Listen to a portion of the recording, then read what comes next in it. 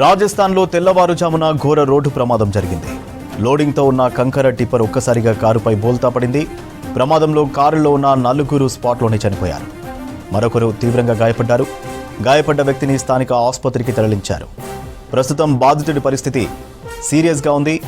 బుండీ జిల్లాలోని సదార్ ప్రాంతంలోని కోతా బుండీ జైపూర్ హైవేపై సిలార్ బ్రిడ్జి దగ్గర ఈ ప్రమాదం జరిగింది. ఘటనలో కారు నుజ్జయింది. ఘటనా స్థలానికి చేరుకున్న పోలీసులు క్రెయిన్ సాయంతో కారును పక్కకు తొలగించారు. రాజస్థాన్లో తెల్లవారుజామున ఘోర రోడ్డు ప్రమాదం జరిగింది. లోడింగ్తో ఉన్న కంకర టిప్పర్ ఒక్కసారిగా కారుపై బోల్తా పడింది. ప్రమాదంలో కారులో ఉన్న 4 స్పాట్లోనే చనిపోయారు. మరొకరు తీవ్రంగా గాయపడ్డారు. గాయపడ్డ వ్యక్తిని స్థానిక ఆసుపత్రికి తరలించారు. ప్రస్తుతం బాధితుడి పరిస్థితి సీరియస్గా ఉంది.